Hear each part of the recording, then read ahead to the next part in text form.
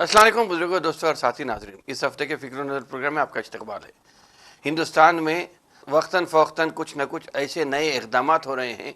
जिसको लेके लोग परेशान हैं। यहाँ हिंदुस्तान में शहरियत के मसले को लेकर आजकल बहुत सारे लोग परेशान हैं। कभी CAA और NRC का नाम लिया जाता था, अब SIR का नाम लिया जा रहा है और SIR के फॉर्म में सिटीजनशिप का क्लॉज रखा गया है। उसको लेकर काफ़ी लोग परेशान हैं। 6 करोड़ लोग अभी तक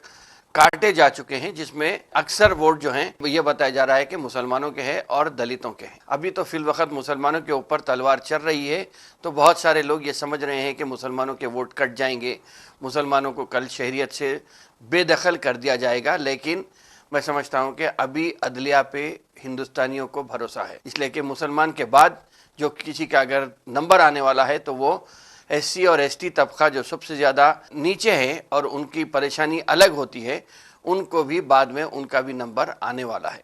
तो जो लोग ये सोच के खुश हो रहे हैं कि अभी मुसलमानों के वोट कट रहे हैं, उनको ये भी सोच लेना चाहिए कि कल जब बाढ़ आएगी तो आपके घरों के पास भी आने वाली है। यही लोग ऐसे हैं जहाँ पे हिंदुस्तान में राम मंदिर बनाने की बात आई थी, तो अभी जो शरीयत की बात आई है उसी में राम मंदिर का मैं जिक्र इसलिए कर रहा हूँ कि राम का नाम लेकर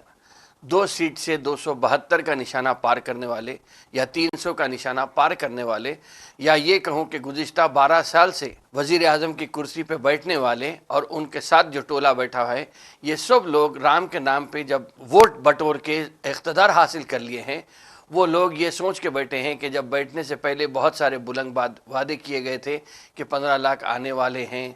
लोगों को अच्छे दिन दिखाने का वादा किया गया था, लेकिन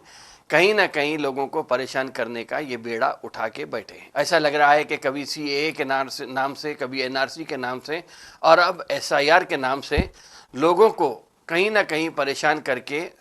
उनको छोड़ने का इनका इरादा नज़र आ रहा है। ये बात तो लोगों की है, लेकिन जिस भगवान के नाम पे, भगवान राम के नाम पे आपने मंदिर बनाई थी और उसी भगवान राम के मंदिर में भी तगल्लुब करने का इन लोगों पर ही इल्ज़ाम हो रहा है। लेकिन पहले हम बात करेंगे कि सिटीजनशिप और पासपोर्ट जिसके ऊपर आज वावेला मचा है, उसके बाद मैं आपको अटेंशन डाइवर्जन गैंग के बारे में बताऊंगा। अभी तक ये कहा जाता है कि पासपोर्ट में एक खाना एक पुर करने का रहता है जिसमें सिटीजनशिप उसमें इंडियन लिखा जाता था। अब ऐसा बताया जा रहा है कि ये पासपोर्ट भी अब सिटीजनशिप का सदाकत नामा नहीं है, बल्कि ये एक सफरी दस्तावेज़ है। आप कहीं पर हिंदुस्तान से अगर जाते हैं तो आपको पासपोर्ट बताकर ही हिंदुस्तान के शहरी होने के नाते ही आपको वीज़ा दिया जाता है। हिंदुस्तान में रहने वाला, चाहे वो रोहिंग्या हो, बांग्लादेशी हो या कोई और मुल्क का हो, उन्हें हिंदुस्तानी पासपोर्ट नहीं दिया जाता है। क्यों नहीं दिया जाता है? क्योंकि यही बताने की कोशिश होती है कि पासपोर्ट जो है वो शहरियत की एक निशानी हुआ करती थी, लेकिन अब ऐसा लग रहा है कि लोगों को बड़ी बड़ी कतारों में ठहरा कर राशन के कार्ड हासिल करने के लिए, आधार कार्ड हासिल करने के लिए, पैन कार्ड हासिल करने के लिए, अब पासपोर्ट भी हासिल करने के लोगों की कतार जब होती है तो इतना वक्त गुजरने के बाद, इतना वक्त बर्बाद करने के बाद आज ये कहा जा रहा है कि ना आपका पासपोर्ट काम में आने वाला है, ना आपका राशन कार्ड काम में आने वाला है, ना आपका आधार कार्ड काम में आना है शहरियत के वास्ते। तो अब लोग ये भी सवाल उठाने लगे हैं कि क्या BJP की मेंबरशिप का कार्ड और हिंदुस्तान की शहरियत ये एक हो जाएगी? ऐसा लग रहा है कि जिस तरीके से, जिस बग़ैर सोच और फिक्र के साथ, बग़ैर किसी दूरअंदेशी के साथ फिल वक़्त जो अपना मकसद है उसको हासिल करने के लिए जिस तरीके का काम किया जा रहा है, उसमें यह भी कहा जा रहा है कि कल, वरना पासपोर्ट बनाने के ऊपर अगर हम बात करेंगे तो पासपोर्ट के लिए आपको ज़रूरी खानापुरी फॉर्म भरना पड़ता था, पुलिस वेरिफिकेशन होता था, उसके बाद ही 3 मुंडी के अशोक चक्कर के साथ आपको ये दस्तावेज़ पासपोर्ट यानी पासपोर्ट दी जाती थी, ताकि आप हिंदुस्तान के शहरी होकर आप बाहर जाके कहीं पर भी हिंदुस्तान के शहरी के नाते अपना रोज़गार हासिल कर सकते हैं, तालीम हासिल कर सकते हैं। लेकिन अब जिस तरीके का माहौल बनाया जा रहा है कि पासपोर्ट भी शहरियत का कोई सबूत नहीं है, तो अब बेचारा पासपोर्ट भी अपनी वजूद की तलाश में नज़र आ रहा है। शायद अब ऐसा लगता है कि BJP की मेंबरशिप शहरियत का कुछ कनेक्शन बनाने के ऊपर एक कोशिश हो रही है। हिंदू राष्ट्र बनाने की जो कोशिश है वो तो अपनी जगह रही है, लेकिन अब ऐसा लग रहा है कि पासपोर्ट को एक निशाना बनाकर पासपोर्ट के ऊपर लोगों को सर्टिफिकेट बनाने के ऊपर या शरीयत का दस्तावेज ना होने की बात हो रही है। लेकिन अब ऐसा लग रहा है कि लोग ये भी कह रहे हैं कि डेथ सर्टिफिकेट जो जारी होता है आपको, वो भी शहरियत का या मरने की आपकी तस्दीक नहीं है, बल्कि इस दुनिया से दूसरी दुनिया में कुछ करने के लिए ये भी सफरी दस्तावेज बताया जाएगा। हो रहा ये कि जिस तरीके से ये लोग काम कर रहे हैं, लेकिन पासपोर्ट का मसला उठा क्यों, इसके ऊपर थोड़ा सोचने की ज़रूरत है। संजीदगी के साथ अगर सोचेंगे इस सवाल का, आपको जवाब फौरी याद आ जाएगा। पासपोर्ट के ऊपर बात निकली, सभी लोग हिंदुस्तान में पासपोर्ट को लेकर, सिटीजनशिप को लेकर, SIR को लेकर परेशान हैं। लेकिन आप ये देखिए कि भगवान राम के नाम पे 2 सीट से 300 सीट का निशाना पार करने वाले, या 2014 से 2026 तक वजीर आजम की कुर्सी और हुकूमत की भागदौड़ संभालने वाले ये लोग आज राम मंदिर को भी नहीं छोड़े। ये कहूँगा कि राम मंदिर की अमानत में खयानत करने वाले ये लोग आज हिंदुस्तान में उनकी क्या हिफाजत कर सकेंगे। जो भक्त लोग भी घूमते हैं, उनको भी ये सोचना पड़ेगा कि भगवान राम को जो नहीं छोड़ा, वो दूसरे हिंदुस्तानियों को या हमवतनों को क्या छोड़ेगा। इस बात को सोचने के लिए बहुत ज़रूरी है और बहुत ही गहराई के साथ इस बात को लेना ज़रूरी है, क्योंकि ये कोई मामूली वाक़या नहीं है। भगवान राम को अल्लामा इकबाल उर्दू के बैनुल अक़वामी लेवल के शायर हैं, उन्होंने इमामुल हिंद के नाम से ताबीर किया था। तो भगवान राम को के मंदिर में तगल्लुब करना, मैं समझता हूँ कि ये भक्तों की भी आँख खोल देने के लिए काफ़ी है। मंदिर हो या मस्जिद हो या गुरुद्वारा हो या चर्च हो, ये पवित्र स्थान माने जाते हैं हिंदी में, या ये कहेंगे कि पाकीज़ा जगह होती है जहाँ पे लोग जाके इबादत करते हैं। वैसे तो बीजेपी के लिए राम मंदिर हो या कोई और मंदिर हो, मैं समझता हूँ कि कोई पवित्र स्थान नहीं है, क्योंकि एक रियासत में मंदिर में ही एक छोटी सी लड़की का रेप किया गया था। तो इन लोगों के लिए राम मंदिर हो या कोई और मंदिर हो, इनके लिए कोई माने नहीं रखती, ऐसा महसूस हो रहा है। लेकिन फिर भी अगर भक्त ये मानता है कि भगवान राम उनके हैं और भगवान राम के ऊपर मंदिर बनाई गई है, तो मोदी सरकार या बीजेपी के ऊपर हमारे को भरोसा रखना चाहिए। तो मैं समझता हूँ कि समाजवादी पार्टी के एक MLA हैं पवन पांडे, उन्होंने कहा है कि 7 से 7.5 करोड़ का चंदा रोज़ाना राम मंदिर में कलेक्ट होता है। 75,000 से 1.5 लाख तक लोग रोज़ाना राम मंदिर को आते हैं, लेकिन ये तादाद 1.5 लाख से 2 लाख भी हो जाती है जबकि कोई ख़ास दिन या ख़ास त्यौहार के दिन होते हैं तो वहाँ पे। और चंदे की बात जहाँ पर आई, ये कहा जा रहा है कि चंदा रोज़ाना 80,000 से 13 लाख के बीच में जमा होता है, और ख़ास दिनों में जो त्योहारों के दिन होते हैं या कुछ अच्छे दिन होते हैं,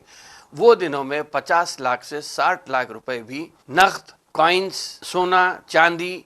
ऐसे जमा होते हैं। 2024 और 2025 में ये कहा गया है कि राम मंदिर ट्रस्ट में तकरीबन 327 करोड़ रुपए की आमदनी हुई थी। ये चंदों में जो वसूल हुए थे, वो 327 करोड़ रुपए कलेक्शन वहाँ पे हुआ था। अब राम मंदिर में, और अगर ये चीज़ को, इसका कोई कनेक्शन अगर देखेंगे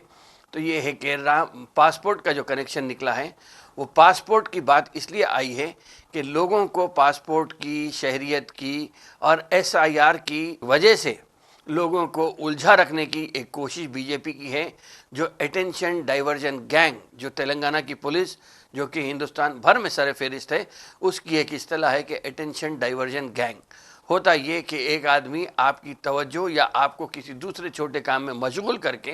आपकी तवज्जो उधर करके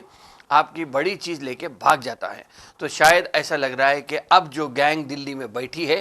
वो सिर्फ अटेंशन डाइवर्जन गैंग का काम कर रही है, क्योंकि 327 करोड़ रुपए जो तगल्लुब हुआ है, उससे तवज्जो हटाने के लिए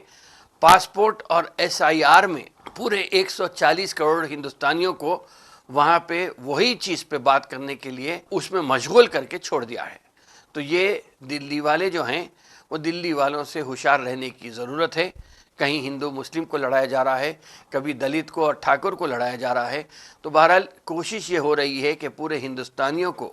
रेज़ा रेज़ा करके बिखेरने की एक कोशिश हो रही है, जिससे मुल्क की सालमियत को भी ख़तरा लाहक हो सकता है। اس کے باوجود بھی اگر لوگوں کی آنکھ نہیں کھلتی ہے تو میں سمجھتا ہوں کہ پھر ہندوستان کے اچھے دن آنا اس قیادت کے تلے مشکل نظر آتا ہے۔ اس کے باوجود بھی اگر ہمیں تو سوچنے کی ضرورت ہے۔ اگر بھکت کو سوچنا نہیں آتا ہے تو جس کے دماغ میں گوبر بھرا ہے تو وہ اگر نہیں سوچنا چاہتا تو نہیں سوچنا چاہیے، لیکن پھر بھی جو میجورٹی ہندوستانیوں کی ہوتی ہے وہ سیکولرزم کے اوپر اور اپنے کشادہ ذہن، اپنے صبر و تحمل، اپنے انصاف پسندی، حق گوئی کے اوپر منحصر ہے۔ تو 70% ہندوستانی 140 کروڑ کے 70% تقریباً 120 کروڑ کے قریب ہو جاتے ہیں یا 100 کروڑ کے اوپر ہو جاتے ہیں۔ تو آپ یہ اندازہ لگا لیجئے کہ یہ لوگ تو آپ کے ساتھ آ سکتے ہیں جو یہ مانتے ہیں کہ رام مندر میں بھی گھپلا ہم برداشت نہیں کریں گے، ہم ہندو مسلم سکھ عیسائی ایک جگہ مل کے رہیں گے اور ہم سیکولر حکومت کو لائیں گے، اچھی حکومت کو، یا ایسے آدمی کو لائیں گے جو پڑھا لکھا ہو، کل کے دن ہندوستان کی قیادت کر سکتا ہے۔ کسی کے آگے ہاتھ جوڑنے کے لیے ٹرمپ ہو یا اسرائیل ہو وہاں پہ جا کے بھیک مانگنے کی یا ہاتھ جوڑنے کی کوشش نہیں کرے گا، اور ملک کو بچا کر، ملک کے وقار کو برقرار رکھتے ہوئے ملک کو ترقی کی طرف لے کے جا سکتا ہے۔ ابھی سے سوچ کے بنائیں گے تو میں سمجھتا ہوں کہ آئندہ بھی نہ رام مندر میں تقلب ہوگا، نہ ہندوستان کا وقار مجروح ہوگا۔ ہم یہ ضرور کہہ سکتے ہیں کہ ہندوستان کا وقار بلند ہوگا، اور رام مندر کا جو چندہ ہے یا رام مندر کے لیے چلائے جانے کے لیے جو چندہ وصول کیا جاتا ہے وہ بھی برقرار رہے گا، اور رام کے اوپر ان کی مہربانی برقرار رہ سکتی ہے،